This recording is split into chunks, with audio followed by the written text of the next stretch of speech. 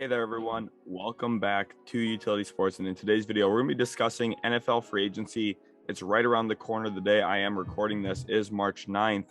And NFL free agency starts March 14th. So what I figured we would do here is start a little mini series where I discuss some of the best available players at each position. Today's video is going to focus on quarterback. So we're talking about the best free agent quarterbacks for this year's free agency class. We'll also talk about which teams could be in line to potentially sign some quarterbacks. And let's get it started off here.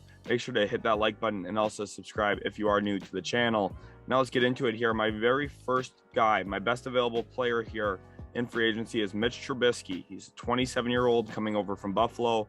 Remember, a former top 2 overall pick by the Chicago Bears over 5 years ago. So now you're looking at a player who has some starter experience, also got to spend the last year sitting in Buffalo with Brian Daboll, and a really good offensive scheme behind Josh Allen.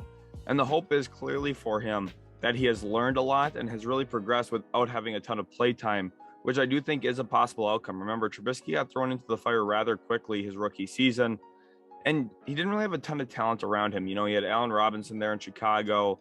At moments had Jimmy Graham, but for the most part, the Bears just didn't really have a ton of offensive weapons. They were a defense-first team, and Matt Nagy got a lot of the team with some motion offense, trying to get guys moving around and making reads easy for Trubisky. And the hope is now that he's obviously progressed as a quarterback. He's only 27, so he is still young. He's still got some good years ahead of him. And I think a team that does make a lot of sense for him would be the New York Giants. Reason being, Daniel Jones, they declined his 5th-year option. And you also have Brian Daboll and GM Joe Shane both coming over from Buffalo into New York. And I think it's very realistic that the former Bills counterparts would be looking at a former Bills quarterback here, someone who they've had in quarterback room discussions, someone who knows the style of offense Brian Daboll is going to try and implement. Very possible Trubisky could come into New York, compete for the starting job, and actually win it in his first year there. Probably going to be a fairly cheap contract as well. I don't think he would get more than $7 or $8 million a year. If he did, that would be crazy. So I think the Giants would be a really good landing spot here for Mitch Trubisky, actually, in a place I do think really does make some sense. Moving on to Jameis Winston, another top pick in his own draft from the Tampa Bay Buccaneers. Actually stayed in that division when he left in free agency after they signed Tom Brady. Went over to New Orleans, got to sit behind Drew Brees for a year, similar to what we're talking about with Mitch Trubisky. And then also took the job this past season in New Orleans. Was on pace to having a really good season before tearing his ACL, unfortunately. And I think he's one of the more interesting names to watch in free agency this year, specifically looking at what he could be. Showed improved accuracy, showed way better decision making. He wasn't turning the football over with regularity like he has in the past. And I think Jameis Winston's a very intriguing option here. A team that's been linked to him already is the Washington Commanders. That does make some sense to me. However, I'm not sure how much of an improvement he is over Taylor Heinicke. My hope for Washington is that they just keep Heinicke, draft Malik Willis, let him develop for a year, and then give him the rock and let him be your franchise guy going forward after next season. But Jameis Winston, he is an intriguing option as well. Perhaps he could be better than Heinicke, but again, he has to learn the system. It's a little bit clunkier rather than just rolling with Heinicke again next season. But of course, I don't think the Commanders do have a ton of hope and belief in Heinicke either, because of when they signed Ryan Fitzpatrick, he was going to be the starter. So it looks like Ron Rivera in Washington might not be as in love with Heinicke as I think they should be. So Jameis Winston is a real option for them. Teddy Bridgewater here. He's out of a job now in Denver after Russell Wilson gets traded to the Broncos from Seattle. And I think Seattle becomes the landing spot for Teddy Bridgewater. They acquired Drew Lock, but I think Seattle would arguably consider Teddy Bridgewater there. I also think a couple other teams like the Detroit Lions, if they want to bring in a little bit of competition for Jared Goff, could make some sense. Houston Texans could make some sense as a mentor to Davis Mills. You could also consider a place like the Minnesota Vikings. A reunion there back in Minnesota behind Kirk Cousins gives them a little bit of depth and flexibility behind him if they do want to look to trade him. Teddy Bridgewater could be their gap starter for a year. I know they drafted Kellen Mond. He just hasn't really looked the part. I saw him in preseason. He just hasn't been that guy. In fact, most games was listed as the 3rd quarterback and was inactive. So I don't think there's a lot of trust there in Minnesota for Kellen Mond. We have a new management, new staff. So I think Teddy Bridgewater, a reunion with Minnesota, could make some sense as well.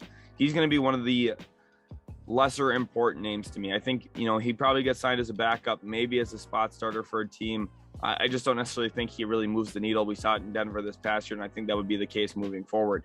Marcus Mariota, another interesting player here, and I think this free agency class, specifically at the quarterback position, focuses on guys who have had to sit for a couple of years, or a year or two at least. Mariota, another example of that, another former top-tier pick, right next to Jameis Winston in the same draft, and it's interesting to see both of them headed to unrestricted free agency now, even before they hit age 30. Mariota, at 28 years old, coming from Vegas, has been a spot starter, and also has been a guy who has been used in certain packages to run the football, and of course his athleticism is his greatest strength. The issue is he's not as accurate, not as great of a decision maker as a guy like Jameis Winston or Mitchell Trubisky or Teddy Bridgewater even. I have some concerns about him being the guy, but maybe his athleticism is enough to really win a team over, specifically looking at what he could be with the ball in his hands and really where the NFL is at with modern quarterback play and dual threat styles. Cam Newton, Andy Dalton, Jacoby Brissett, Tyrod Taylor, right here, they're all in the same category for me. These are backup level quarterbacks that you'd maybe want to bring in to bring a veteran.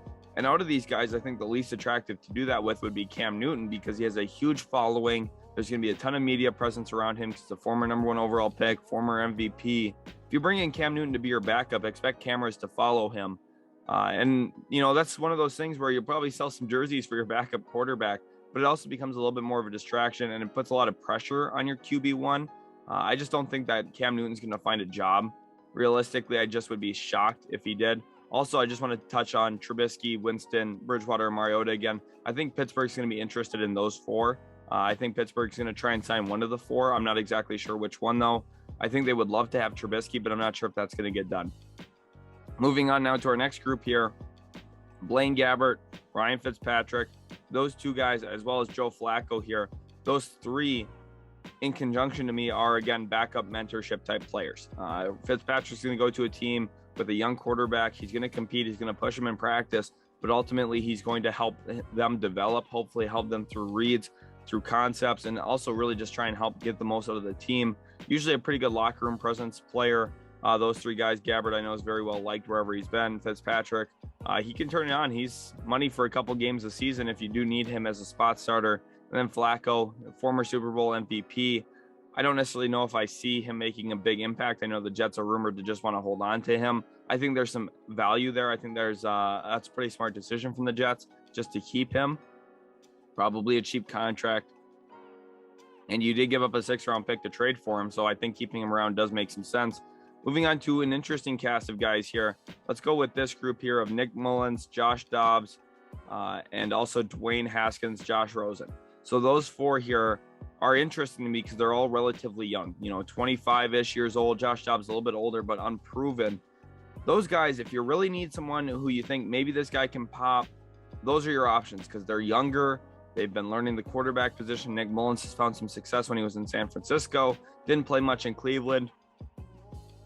And then you look at a guy like Dwayne Haskins, who was drafted by Washington, didn't work there, went over to Pittsburgh, really hasn't left an impact, but a former top 15 pick. Maybe there's some excitement around him. Maybe he can go back to what he was at Ohio State when he threw 50 touchdowns.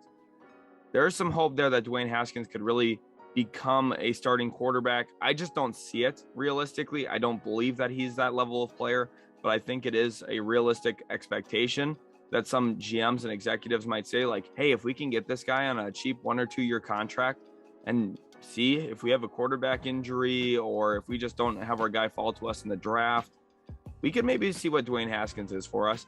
And I think that is a potential outcome. I would be surprised if he's starting week 1 next season, but I do think that GMs would be interested in him, as well as Rosen. They'll bring him in.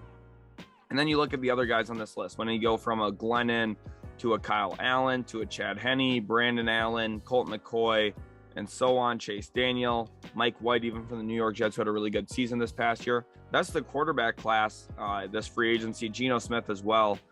There's just a lot of backups in here. This quarterback class is not strong. Usually QB classes are not strong because if there's a good quarterback, usually he stays with his team, gets franchise tagged, gets a massive extension, or in Russell Wilson's case, gets traded.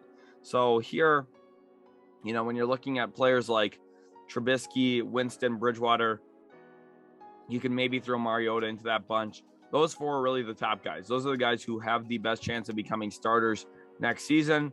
The rest of them, I'm a little shaky on. So, it's going to be about backups. It's going to be about trying to bring in some depth, a smart veteran quarterback to help a young QB. Look at the New York Jets, maybe the Jacksonville Jaguars for something like that.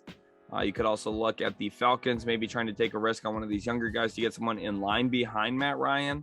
And you could also look at teams like the Steelers, Giants, maybe even the Seahawks now. You could look at a few other squads as well, looking to get a young quarterback like Trubisky or Winston or Teddy or Marcus Mariota. Those four are the top four to me. I think Trubisky and Winston should be ahead above the other two there in Bridgewater and Mariota, but I do think it's an intriguing quarterback class. We will be doing more of these on the channel. We'll do running back one next, and then we'll move over to wide receiver. So make sure you guys are subscribed so you don't miss out on all the top NFL free agents. I will be live streaming during NFL free agency too. So if you do want a place to be during free agency, this is going to be your spot. Thanks again so much for watching. Subscribe to Utility Sports, and we'll catch you in the very next Utility Sports video.